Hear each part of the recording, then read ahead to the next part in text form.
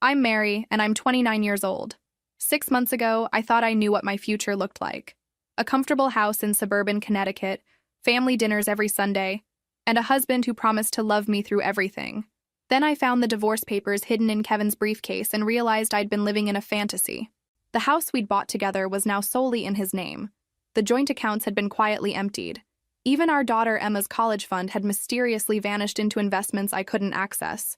Kevin had been planning this for months while I played the perfect wife. Where are you watching from today? Drop your location in the comments below and hit that like and subscribe button if you've ever felt completely blindsided by someone you trusted. You'll definitely want to stick around for what happened next. The divorce was swift and brutal. Kevin's family lawyer made me look like an unfit mother who contributed nothing to the marriage. Since I'd been a stay-at-home mom for 4 years, I had no recent employment history. The judge awarded Kevin primary custody, leaving me with every other weekend and alternating holidays. My lawyer, the only one I could afford, barely glanced at my paperwork. "You should have documented more," he said, reviewing Kevin's financial statements. "Hard to prove what you can't show in court." I moved into a cramped apartment across town, the kind with thin walls and a broken air conditioner. My new life consisted of working double shifts at a local diner, saving every penny for Emma's visits, and trying not to think about how completely I'd been outmaneuvered. Kevin had remarried within 3 months. Sarah was everything I apparently wasn't: successful, independent, and childless. She worked in marketing, drove a BMW, and had never changed a diaper in her life. Emma mentioned her constantly during our brief phone calls. "Sarah bought me new clothes," Emma would say in her tiny voice. "Sarah knows all the Disney princess names. Sarah makes the best pancakes." Each mention felt like a small knife twist. This woman was becoming the mother I was supposed to be. The worst part wasn't losing Kevin. I'd gradually realized our marriage had been more convenience than love. The worst part was losing daily access to my daughter, watching another woman step into the role I'd been born to fill. But I was adapting.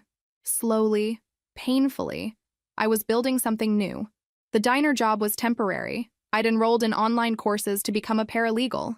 The apartment was small, but it was mine. And Emma still ran to me every other Friday, her face lighting up when she saw me waiting in the school pickup line. I thought I was healing. I thought the worst was behind us. December arrived with an early snowstorm that turned Connecticut into a postcard. I'd been planning Emma's Christmas visit for weeks, buying presents I couldn't afford, and decorating my tiny apartment until it looked like Santa's workshop had exploded. The custody agreement gave me Christmas Eve and Christmas morning. Kevin would get her back by noon on the 25th. 20 hours. That's what my daughter's Christmas had been reduced to. Emma called me 3 days before Christmas, her voice smaller than usual. "Mommy, are you coming to get me?" "Of course." "Sweetheart, Christmas Eve, just like we planned.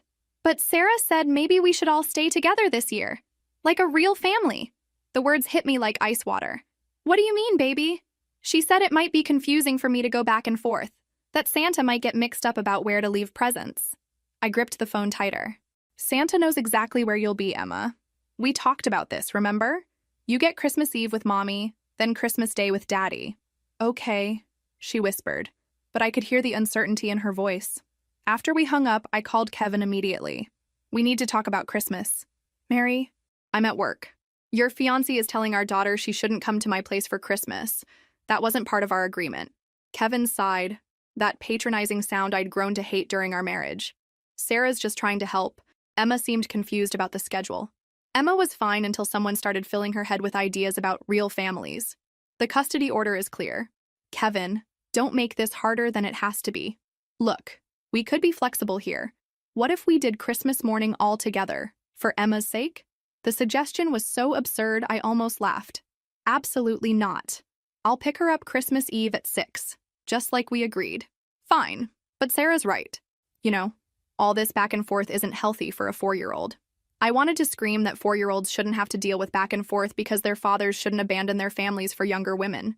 Instead, I said, "See you Monday," and hung up. That weekend, I drove to Kevin's house to drop off Emma's presents. The house looked like something from a magazine. Perfect landscaping, expensive decorations, a Mercedes and BMW in the driveway. Sarah answered the door, wearing a cashmere sweater that probably cost more than my monthly rent. "Oh, hi, Mary." Her smile was practiced perfection. "Kevin's not here. I just wanted to drop these off for Emma." I held up the carefully wrapped packages. "That's so thoughtful." She took them with the kind of condescending kindness people use with children. Though, we've already gotten her quite a lot. Maybe next time check with us first. We don't want to overwhelm her. The audacity took my breath away. This woman, who'd known my daughter for 6 months, was telling me how to buy Christmas presents. Christmas Eve morning, I woke up with excitement I hadn't felt in months. Emma was coming home for Christmas. Not Kevin's house, home, to the place I'd made just for her. I'd hung lights around every window, baked sugar cookies shaped like snowmen, and wrapped her presents in paper covered with cartoon reindeer. The apartment looked magical, even if it was tiny. At exactly 6 o'clock, I pulled into Kevin's driveway. The house was ablaze with lights, and I could see movement through the large windows. A perfect family tableau, except my daughter should have been walking out that front door with her overnight bag. I knocked and waited. Sarah answered, still in that perpetual holiday sweater, but her expression was different, almost apologetic. "Mary, hi. Listen, there's been a little change of plans." My stomach dropped. "What kind of change?" "Emma's feeling a bit under the weather. Just a little cold, but Kevin thought it might be better if she stayed put tonight. You know how kids are when they're sick. They just want familiar surroundings." Through the window, I could see Emma in the living room, playing with what looked like a new dollhouse. She was laughing, running around, showing no signs of illness whatsoever. "She looks fine to me," I said evenly. "And she's supposed to be with me tonight." I know. Kevin was going to call you, but he's at the store getting medicine. Maybe you could pick her up tomorrow afternoon instead, after she's feeling better?" "Tomorrow afternoon?" "Sarah, today is Christmas Eve. Our agreement gives me Christmas Eve and Christmas morning." She tilted her head with fake sympathy. "But if she's sick?" "She's not sick." I stepped forward slightly. "I can see her through your window. She's running around perfectly fine." Sarah's mask slipped for just a second. I saw something calculating in her eyes before the concerned stepmother act resumed. "Well, even if she's feeling better now, we wouldn't want to risk her getting worse. Maybe it's better to be safe." Behind her, I heard Emma's voice. "Is that Mommy? I want to see Mommy." "Just a minute, sweetie," Sarah called back, then turned to me with that plastic smile. "Like I said, Kevin will call you later to work something out." She started to close the door. I put my hand on it firmly. "I'm not leaving without my daughter. Mary, please don't make this difficult. Emma's had a long day and—" "Emma," I called past Sarah's shoulder. "Mommy's here." I heard running footsteps, and then Emma appeared behind Sarah, her face lighting up when she saw me. "Mommy, I've been waiting for you. Sarah said you might not come because I was sick, but I'm not sick. See?" She jumped up and down to demonstrate her health. Sarah's jaw tightened. "Emma, sweetie, remember what Daddy and I talked about? About staying close to home when you're not feeling well?" Emma's face scrunched in confusion. "But I feel good. And it's Christmas Eve. Mommy and I are going to make cookies and watch movies and—" "Get your overnight bag, sweetheart," I said firmly. "We have a big night planned. Have you ever had someone try to manipulate your own child against you? How did you handle it? Share your thoughts in the comments below." Sarah and I stared at each other across the threshold while Emma ran to get her bag. The pretense of politeness had evaporated, leaving only the raw truth of our situation. "This is really unnecessary," Sarah said quietly. "We're just trying to do what's best for Emma." What's best for Emma is following the custody agreement her parents legally established. Her parents. Sarah's emphasis was subtle but clear. "You know, Mary, I hope someday we can all work together as a family, for Emma's sake." The word family coming from her lips made my skin crawl. "Emma has a family. She has a mother and a father. You're her father's girlfriend." "Fiancée," Sarah corrected coolly. "And soon stepmother. Kevin and I are thinking it might be time to revisit the custody arrangement. Something more stable for Emma." The threat hung in the air between us. Before I could respond, Emma bounced back with her little pink suitcase, completely oblivious to the tension crackling around her. "Ready, Mommy." I packed my new pajamas and my teddy bear and the book Sarah got me about princesses. "That sounds perfect." "Baby." I took her hand and her suitcase. "Say goodbye to Sarah." "Bye, Sarah. Tell Daddy I'll see him tomorrow." As we walked to my car, I could feel Sarah watching from the doorway. Emma chattered excitedly about the cookies we'd bake and the movies we'd watch, her innocent joy a stark contrast to the cold dread settling in my chest. The evening was magical despite everything. Emma and I made sugar cookies shaped like Christmas trees, decorated them with green frosting and sprinkles, and watched the Polar Express while drinking hot chocolate with marshmallows. "Mommy," Emma said as I tucked her into the pull-out couch that served as her bed. "Why did Sarah say I was sick?" "I wasn't sick." I chose my words carefully. Sometimes grown-ups get confused about things. But you're here now, and that's what matters. Are you and Daddy and Sarah going to be friends someday? The question broke my heart. I hope we can all get along for your sake. Sweetheart, the most important thing is that Daddy and I both love you very much. And Sarah loves me too. She tells me all the time. I swallowed hard. I'm sure she does. After Emma fell asleep, I sat in my kitchen with a cup of coffee, trying to process what had happened. Sarah's threat about revisiting custody wasn't idle. Kevin had money, connections, and a new wife who could provide what the courts called stability.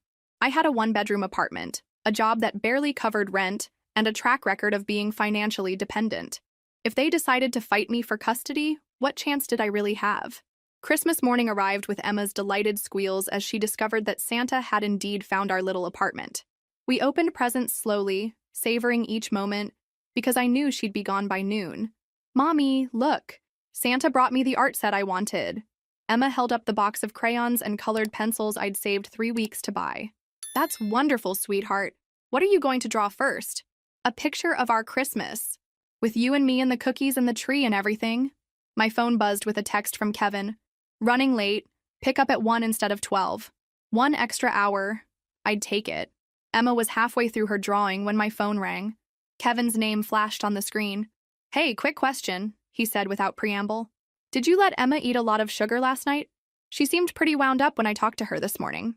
We made Christmas cookies. It's Christmas Eve, Kevin. Right, well, Sarah thinks maybe we should be more careful about Emma's diet. All that sugar isn't great for her sleep schedule. I looked at Emma, contentedly drawing at my kitchen table, creating her masterpiece of our perfect Christmas morning. She slept fine. Okay, well, anyway, I'm actually calling because we need to push pickup to 3 o'clock. Sarah's parents are driving up from the city and traffic is brutal. My heart sank. 3 o'clock meant losing another 2 hours of our already limited time. Kevin, you already changed it to 1. We only have Christmas morning together as it is. I know, but they're bringing Emma's present from them, and it would mean a lot if she could open it today. It's this really expensive dollhouse, custom made. Of course it was expensive. Everything in Emma's other life was expensive. Fine, 3 o'clock. When I told Emma about the delay, she was thrilled. More time with Mommy, she cheered, throwing her arms around my neck. At 2:45, I started getting Emma ready to go. She moved slowly, dragging her feet as she packed her bag. Do I have to go back today, Mommy? Yes, sweetheart, but we had such a wonderful time, didn't we? The best time ever. She hugged her stuffed animal tight. I wish I could live with you all the time. The words were like a punch to the gut. I wish that too, baby. At exactly 3 o'clock, I drove to Kevin's house with Emma's bag and her new artwork carefully stored in a folder. The driveway was full of cars, Sarah's BMW, Kevin's Mercedes, and 2 others I didn't recognize. Through the windows, I could see people gathered in the living room, drinks in hand, laughing. A party. They were having a Christmas party while I sat alone in my empty apartment. Emma rang the doorbell, and Kevin answered wearing a sweater I'd never seen before, probably Sarah's choice. Hey, Em, how was your night with Mom? Amazing. Look what I drew. Emma held up her Christmas picture proudly. That's great, sweetheart. Why don't you go show Sarah and her parents? Emma ran inside, leaving Kevin and me on the doorstep. I could hear her excited voice explaining her drawing to a room full of strangers. So, Kevin said awkwardly, how are things?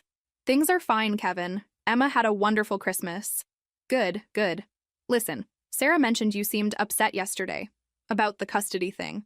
She was just thinking out loud. You know, nothing official. Nothing official yet. I corrected. The words came out sharper than I intended. Kevin shifted uncomfortably. Mary, come on. We're all trying to make this work for Emma's sake. Are we? Because from where I stand, it looks like you're trying to push me out of my daughter's life. That's not...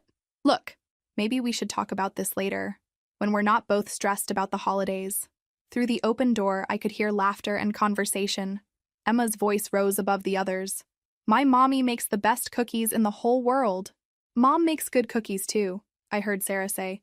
Maybe we can make some together next time.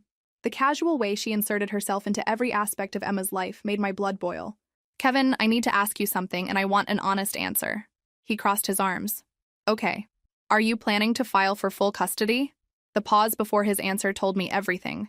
We're exploring our options. Based on what grounds? Mary, you work at a diner. You live in a one-bedroom apartment. Emma's bedroom here has her own bathroom, a walk-in closet, and educational toys chosen by child development experts. I work at a diner because I'm putting myself through paralegal school while trying to rebuild the life you destroyed. Emma's bedroom at my place has everything she needs, plus something your house can't provide. Which is her mother's undivided attention. Kevin's jaw tightened. Sarah loves Emma like her own daughter. Sarah has known Emma for 6 months. I carried her for 9 months, gave birth to her, nursed her through every illness, celebrated every milestone. You don't replace that with expensive toys and a bigger bedroom. Maybe not, Kevin said quietly. But courts care about stability. Mary, financial stability, educational opportunities. Emma could go to private school here. She could have tutors, music lessons, sports camps. Things I can't afford, you mean. Things that would give her advantages. I stared at him. This man I'd once loved enough to marry, who was now calculating how to take our daughter away from me based on dollar signs. She's 4 years old, Kevin. She doesn't need advantages. She needs her mother. She has you every other weekend. Every other weekend. I repeated the words slowly. Is that really what you think motherhood should be reduced to? Twice monthly visits? Before he could answer, Emma appeared in the doorway. Mommy, come see the dollhouse. It's as big as my bedroom. I knelt down to her level. That sounds amazing, sweetheart. But Mommy has to go now. But you just got here. I've been here for a few minutes, Em. We spent all morning together, remember? Oh yeah, her face brightened. We made the best Christmas ever. When can we do it again? Soon, baby. Very soon. I hugged her tight, breathing in the scent of her shampoo, memorizing the feel of her small arms around my neck. These moments were becoming precious because I was learning they could be taken away. As I drove home through the darkening afternoon, Sarah's words echoed in my mind. Maybe it's time to revisit the custody arrangement. They were coming for my daughter, and I was just beginning to understand how much I was willing to fight to keep her. I had no idea that in less than a week, everything would change, that I would discover something that would give me all the ammunition I needed to not just fight back, but to win. 3 days after Christmas, I made a decision that would change everything. I hired a private investigator.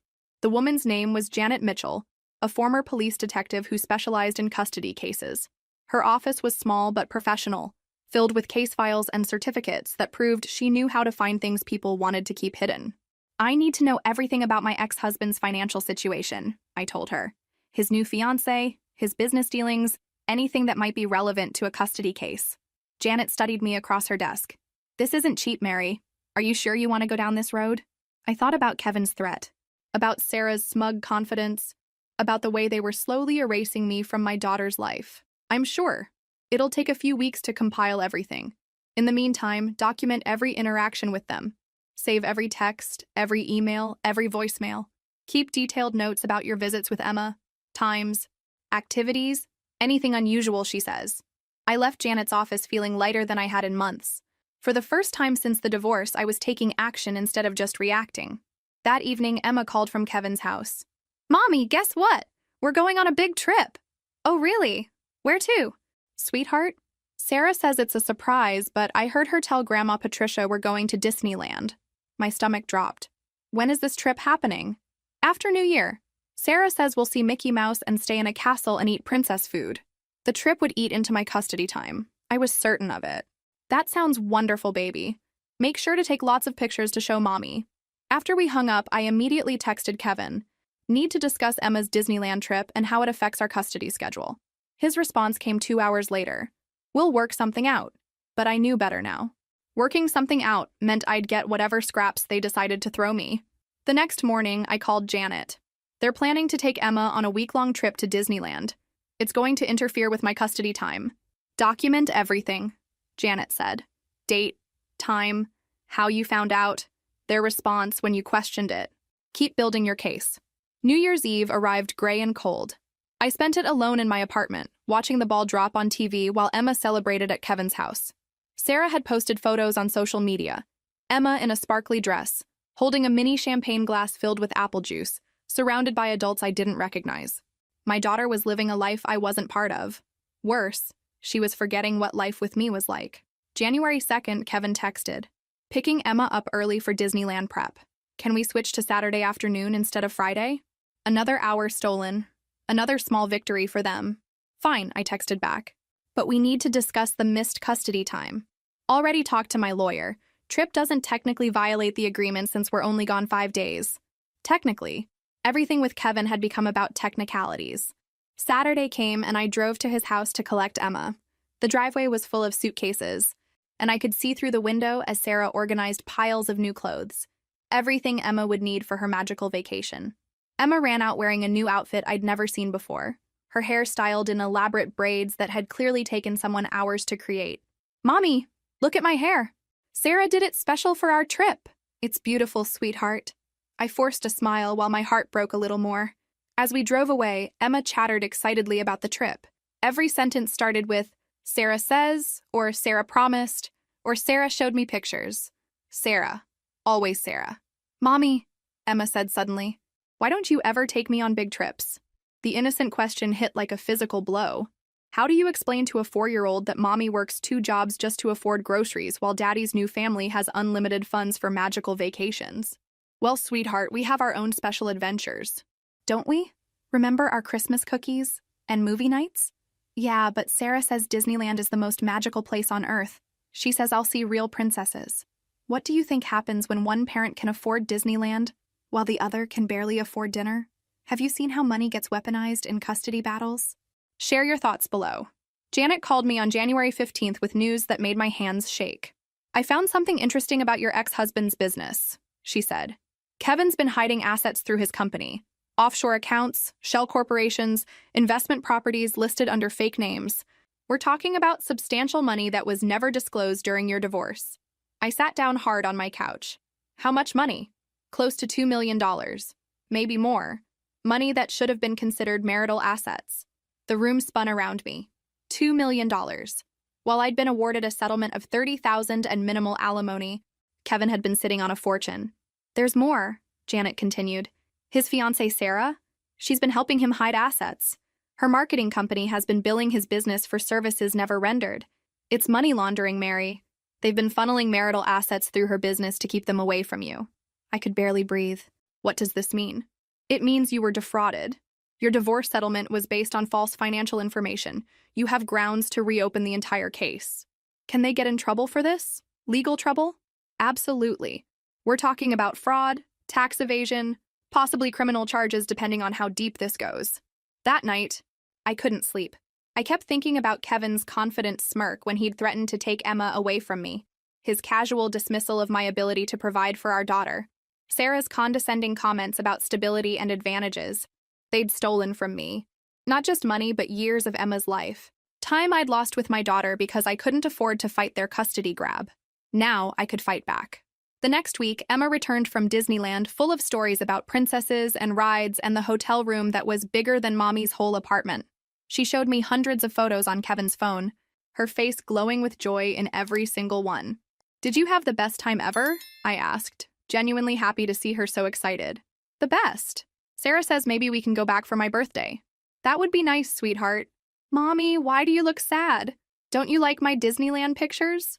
I pulled her onto my lap. "I love your pictures, baby. I love seeing you happy. I just missed you while you were gone." "I missed you too. But Sarah says missing people makes you appreciate them more when you see them again." Sarah says.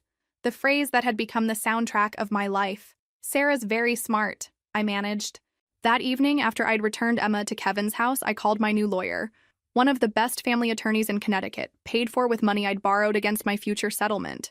"We have enough evidence to not only reopen your divorce case, but to file criminal charges," she told me. "The question is, how far do you want to take this?" I thought about Emma in that sparkly dress, surrounded by Kevin's wealth while I scraped together coins for gas money. I thought about Sarah's threats and Kevin's dismissive attitude and the way they'd both assumed I was too weak to fight back. "As far as the law allows," I said. The call came at 11 o'clock on a Thursday night in late January. Kevin's panicked voice crackled through my phone. "Mary, I need you to come get Emma. There's been an incident." "What kind of incident? Is she hurt?" No, she's fine. But Child Services is here, and they're asking questions about living conditions. Sarah and I need to sort some things out." My blood turned to ice. "Child Services? Kevin, what happened? Just come get her, okay? We'll explain everything later." I threw on clothes and drove through the snowy night to Kevin's house. Police cars lined the street, their red and blue lights painting the snow in eerie colors. A social worker met me at the front door. "Ms. Thompson, I'm Linda Walsh from the Department of Children and Families. We need to place Emma with you temporarily while we investigate the living situation here." What investigation? What's going on? Behind her, I could see Kevin pacing in the living room while Sarah sat on the couch, her head in her hands. Both looked like their perfect world had just imploded. A neighbor called about possible neglect. We found Emma outside in the backyard at 10 o'clock at night, in 30-degree weather, wearing only pajamas. She said she was locked out of the house. My knees nearly buckled. Where was she locked out? According to Emma, she went outside to look for her stuffed animal and the door locked behind her. She said she knocked and called for her parents, but no one heard her. Where were Kevin and Sarah? Linda's expression darkened. They claim they were in the basement, doing laundry with music playing. They say they didn't hear her. I looked past Linda to see Emma sitting in a police car, wrapped in a blanket, clutching the teddy bear I'd bought her for Christmas. She looked so small, so scared. How long was she outside? We're not sure. The neighbor who called said she first noticed Emma around 9:30, but didn't call immediately because she thought parents were nearby. When she looked again at 10 and saw Emma still there, crying, she called 911. 30 minutes. My 4-year-old daughter had been locked outside in freezing weather for at least 30 minutes while her father and his fiancée claimed they were doing laundry. Can I take her home now? Yes. We'll need to do a full investigation before determining if she can return to her father's custody. As I walked toward the police car, Kevin intercepted me. Mary, this isn't what it looks like. Emma knows she's not supposed to go outside alone. We've told her 100 times. She's 4 years old. Kevin, 4-year-olds don't have perfect judgment about doors locking behind them. The door doesn't usually lock automatically. There must have been a malfunction. There must have been, I repeated flatly. Just like there must have been a reason you couldn't hear your daughter screaming for help. We were in the basement. I don't care where you were. Our daughter was outside alone in freezing weather. She could have died. Kevin's face crumpled. Mary, please, you know I would never intentionally hurt Emma. This was an accident. Was it? Because from where I stand, it looks like criminal negligence. I continued to the police car where Emma sat shivering despite the blanket. Mommy! She reached for me as I opened the door. I was so scared. I couldn't get back inside and it was so cold and I called for Daddy, but he didn't come. I lifted her out of the car, holding her tight against my chest. She was still cold, her little hands like ice against my neck. You're safe now. Baby, Mommy's here. As I carried Emma to my car, I heard Sarah's voice behind me. This is going to ruin everything. She was right, but not in the way she thought. The emergency custody hearing was scheduled for the following Monday. By then, Janet's investigation had uncovered even more damaging information about Kevin and Sarah's lifestyle. They've been throwing parties while Emma was in the house, Janet reported. Social media posts show adults drinking heavily, staying late into the night. One neighbor mentioned seeing Sarah passed out on the front lawn after a party last month, while Emma was there. According to the timestamps on the social media posts, yes. My lawyer, Patricia Chen, reviewed the evidence with practiced efficiency. Between the financial fraud, the negligence incident, and the pattern of questionable parenting choices, we have grounds to petition for full custody. What are the chances? With this much evidence? Very good. But Mary, you need to understand, Kevin and Sarah are going to fight dirty. They're going to try to make you look unfit. How? Your living situation, your employment history, anything they can twist to make you seem unstable. I thought about my tiny apartment, my job at the diner, my night school classes. Everything that had been used against me before. Let them try, I said. The difference is, everything they're going to say about me is irrelevant to Emma's safety. Everything we're saying about them could have killed her. The weekend before the hearing, Emma stayed with me. She was different, quieter, more clingy. She kept asking if she was in trouble for going outside. No, sweetheart, you're not in trouble at all. Sometimes grown-ups make mistakes, and we have to make sure everyone stays safe. Is Daddy in trouble? The question broke my heart. Despite everything, Emma loved her father. I couldn't destroy that, even if I wanted to. Daddy and Sarah need to learn some new ways to keep you safe. That's what the judge is going to help figure out. Monday morning arrived gray and cold. I dressed Emma in her nicest outfit and took her to my neighbor, Mrs. Rodriguez, who'd volunteered to watch her during the hearing. Bring her home, mija, Mrs. Rodriguez whispered as I hugged Emma goodbye. The courthouse was intimidating, all marble and authority. Kevin sat at one table with his lawyer, Sarah beside him in a conservative outfit that couldn't hide the panic in her eyes. They'd hired one of the most expensive family lawyers in the state. My lawyer was good, but she wasn't fancy. What she had was truth on her side. The hearing lasted 3 hours. Kevin's lawyer tried to paint me as a vindictive ex-wife using my daughter as a weapon. My lawyer presented bank records, social media posts, police reports, and Janet's investigation findings. The moment that changed everything came when Judge Morrison asked Kevin directly, "Mr. Thompson, can you explain how you didn't hear your daughter calling for help?" Kevin stammered through his explanation about basement laundry and loud music. It sounded weak even to his own ears. "And Ms. Bennett," the judge turned to Sarah, "you were also in the basement during this time?" "Yes, Your Honor. We were reorganizing storage and had music playing while we worked." "At 10 o'clock on a school night?" Sarah's face flushed. We like to be productive in the evenings." Judge Morrison's expression remained neutral, but I could see the skepticism in his eyes. The final blow came when my lawyer presented photos from Sarah's Instagram account. Pictures posted the same night Emma was locked outside, showing Sarah and Kevin drinking wine and laughing in what was clearly the main floor living room, not the basement. "Your Honor," my lawyer said quietly, "these photos were posted at 9:47 p.m. The metadata confirms the time and location. They show Mr. Thompson and Ms. Bennett on the main floor of their home, not in the basement, at the exact time they claim they couldn't hear Emma calling for help." The silence in the courtroom was deafening. Judge Morrison didn't rule immediately. He scheduled a follow-up hearing for the following week, ordering supervised visitation for Kevin and a full investigation into the household by Child Services. "This is temporary," Patricia warned me as we left the courthouse. "Don't celebrate yet." But I couldn't help feeling hopeful for the first time in months. Emma was safe with me, and the truth was finally coming out. That evening, as Emma and I made dinner together in my tiny kitchen, she asked the question I'd been dreading. "Mommy, am I going to live with you now?" "We'll have to wait and see what the judge decides, sweetheart." "I hope I can stay with you," she said quietly. "I like it better here." "Why?" "Because you always know where I am." The simple statement hit me like a physical blow. My 4-year-old had learned that safety meant having a parent who paid attention. The next week brought a series of revelations that destroyed Kevin and Sarah's remaining credibility. The Child Services investigation uncovered evidence of regular parties, inadequate childproofing, and a household where Emma's needs consistently came second to the adult's social life. More damaging was the financial investigation triggered by our custody case. The IRS had taken notice of Kevin's hidden assets, and federal agents were now involved in what had become a criminal case. Kevin's lawyer called Patricia on Thursday with a settlement offer. "He wants to negotiate," Patricia told me.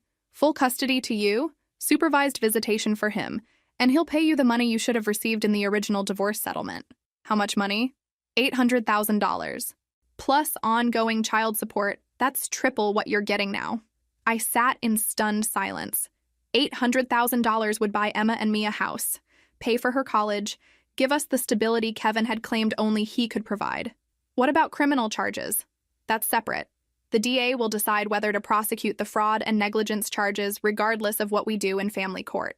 I thought about Emma, safely asleep in my living room, her artwork covering my refrigerator, her laugh filling my small apartment with joy. "I accept," I said, "but I want something else." "What?"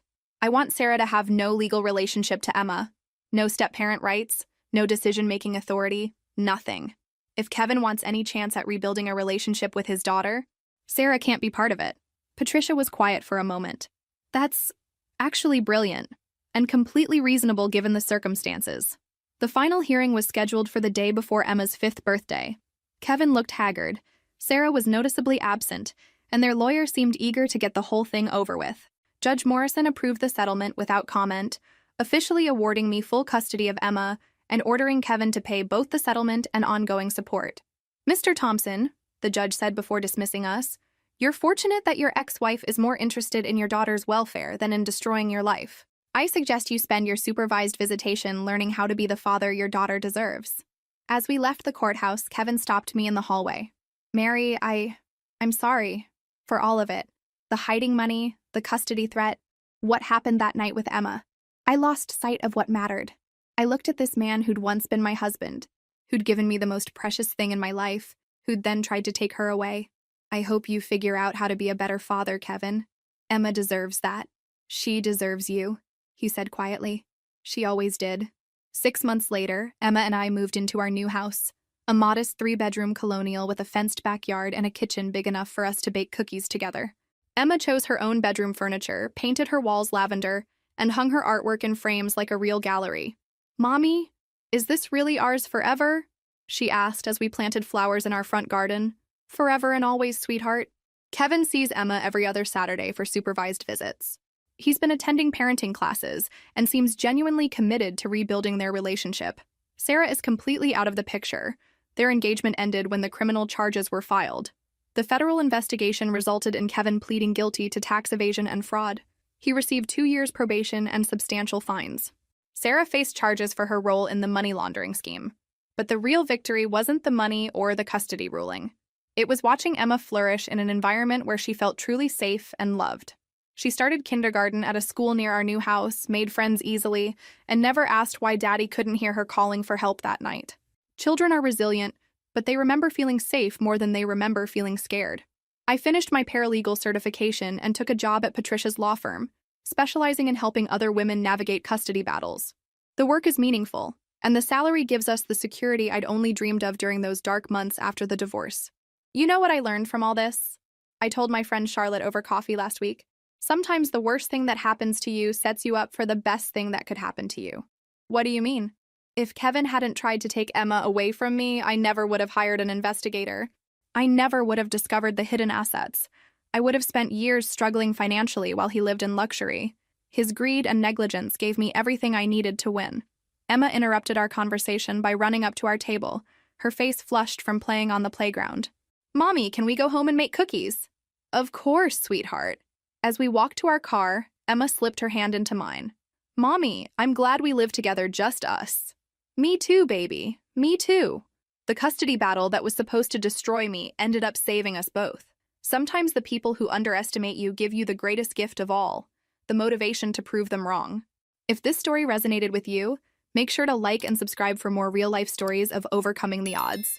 Remember, no matter how powerless you feel, truth has a way of surfacing when you're brave enough to fight for it.